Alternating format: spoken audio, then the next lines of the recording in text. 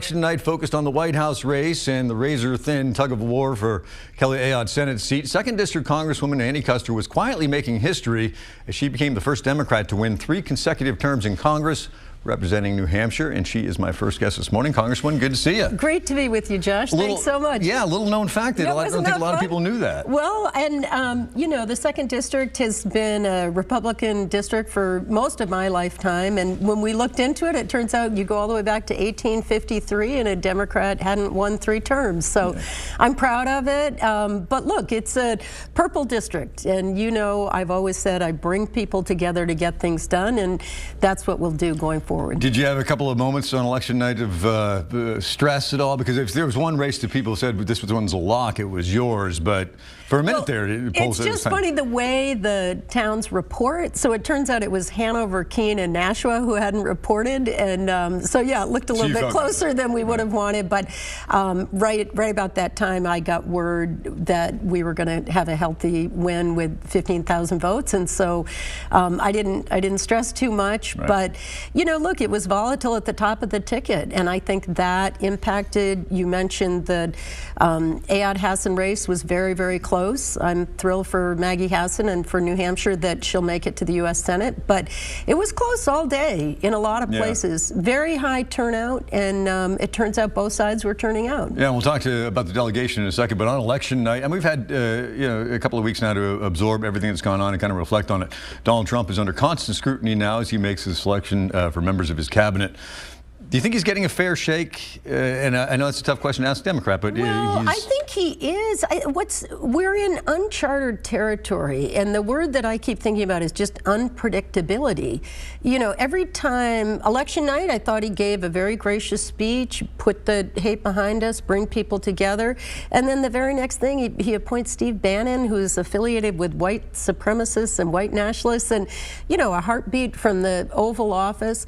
I think there's a lot of uncertainty, really, for everybody. Honestly, I've talked to plenty of Republicans that are wondering, you know, now he's announced that there's no legal obligation to separate his business interests from the presidency.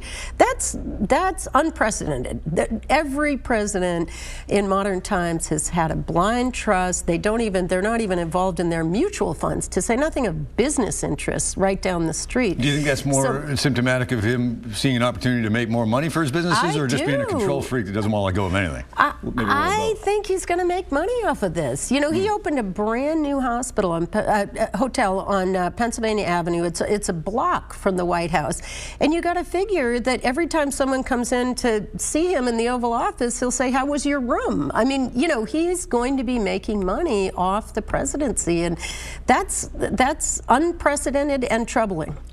Moving forward, I mean, as we've seen through this campaign, so many people are willing to forgive Donald Trump for the baggage that he brought to it, the things that he says, the people that he's offended, genders that he's offended, and now he's sitting as president-elect.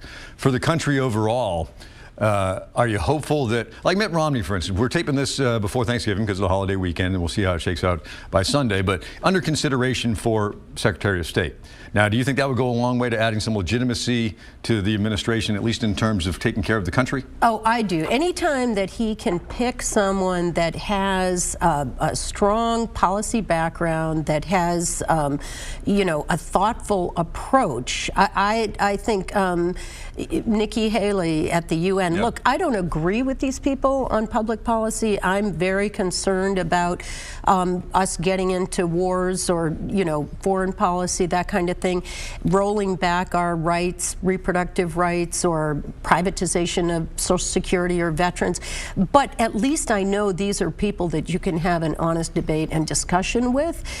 You know, there's some others. I've got to look at Giuliani. Seems to have just gone off the rails in the last few months, you know. So I'm troubled when he brings these people in that are firebrands that, you know, want to blow the place up. But we got to give it time. And, you know, for myself, my own personal point of view, I didn't support him, obviously, and I'm very skeptical. But I'm going to look for common ground. When opiates, or, you know, his family talked about paid family leave. That's a big priority of mine. Infrastructure, big priority of mine. But the devil's going to be in the details, and we've got to take a look at these. And look, I'm going to be calling him out. My phone's rang off the hook with this Steve Bannon appointment, and I immediately got a letter out to, you know, object to that. And I'm going to speak up and hold him accountable to the promises that he's made, and to make sure that we can move the country forward and not be so divisive. Well, some good news that Governor-elect Sununu felt was coming out of Florida was when he met with Vice President-elect Pence at the Republican Governors Association, talking about the opioid crisis here. I know that you're working on something right now in this session, but the governor-elect felt pretty good about the idea that this administration said right off the bat, we're going to send block grants to states and let the states handle their problems the way they see fit without any strings attached. Well, here's what I'm excited about. It's a bill called 21st Century Cures. We're working behind the scenes, again, totally bipartisan. This is the task force that I started with Mr. Ginta. We'll have new leadership on the Republican side, but we'll move forward in a bipartisan way, and it's about substantial funding. We're talking about numbers as high as $1 billion in funding back to the states, and the states will make the decision around law enforcement, education, prevention, treatment, and long-term recovery. And we've got plenty of great ideas here in New Hampshire, and I'm really excited. I look forward to, you know, sitting down with Governor Sununu on policies and programs around the state, but we've got to get a handle on this. Absolutely. A lot of these numbers are thrown around, though, CARA bill, but the money's not delivered. What's with this? How soon do you expect dollars on the ground? Well, this is an authorization, but Paul Ryan is on board to it, and we're working it very heavily. Senator Shaheen's involved over in the Senate side, and then that will show up in the budget. The appropriation would be March of 2017, so a couple of months from now. But you're right, using that mechanism of getting the money back to the states is much quicker, and then the states will have, you know, 3 or 4 months now to plan how they would use that funding. And New Hampshire will be well situated. This is a sad silver lining, but the money will be parceled out to those states that are most in need based upon the data, and sadly, given the high rate of heroin and opiate addiction here, and also the high rate of deaths, I think that will be right at the front of the line to get the funds that we need to tackle this. Sad silver lining, but perhaps a national model if we can implement these dollars and make it work. Absolutely. And you know, New Hampshire's always been a great pilot project, kind of, you know, it's a small enough place. We all know each other. We know who the activists are. We've already been bringing them together, law enforcement engaged with the treatment community, engaged with our medical and hospital community, and leadership all across the state. We have mayors' committees, and, you know, we'll be ready to go. And by the way, I always say to my colleagues, the heroin doesn't choose R's and D's. So this is an issue where we can all work together. Great. Let's talk about your colleagues. Another little piece of history of all female Democratic delegation down there, Maggie Hassan, Jeanne Shaheen. Come January, that'll be the case, and Carol Shea Porter. Yep. Have you been in touch with everybody? Absolutely, yeah, and we're very excited. You know, I've made this comment before, but what we have in common is if you've raised toddlers and teenagers, you know how to bring people together, rein things in a bit. I'm looking forward to the work that we can do together for the state of New Hampshire. I spoke with Senator Shaheen this week about resuming our monthly breakfast meetings, and so that we can coordinate our efforts. And look, there's plenty of challenges out there. I'll be focused on veterans, heroin, my work on the Agriculture Committee.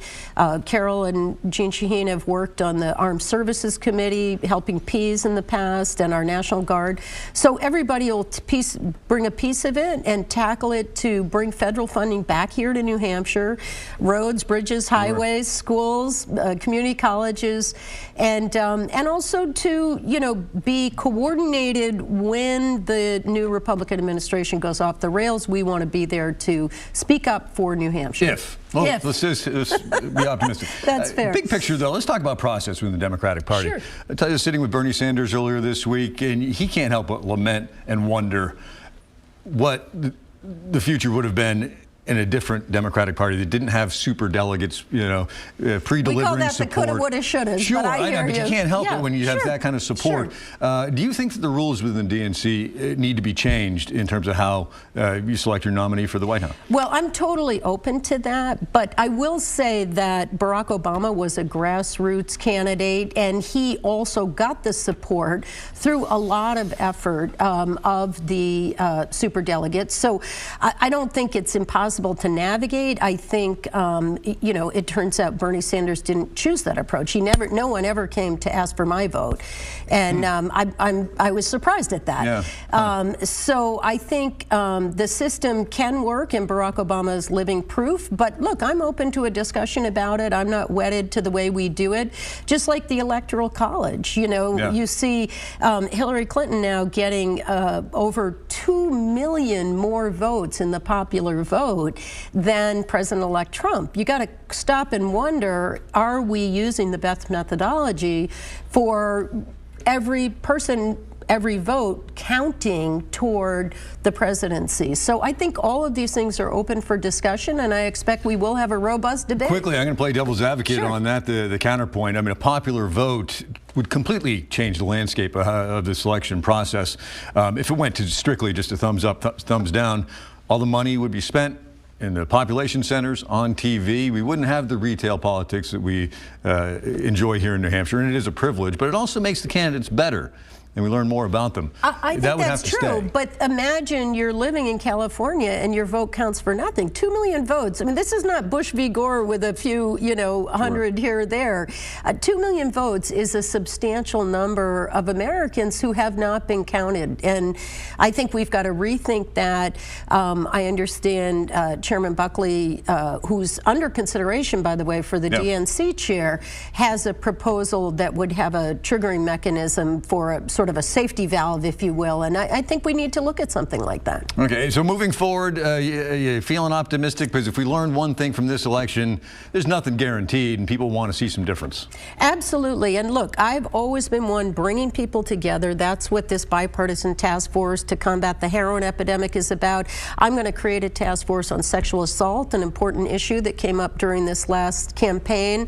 I'm going to continue my work for veterans. I'm going to protect seniors. I'm concerned about privatization discussions. So we've got plenty of work out there. We'll find common ground when we can, and we'll hold them accountable if things run amok, as we say in New Hampshire. Best of luck moving into your third term. Thank you, Josh. Good to Great see you to as be always. with you. Thanks Indeed. so much. Be right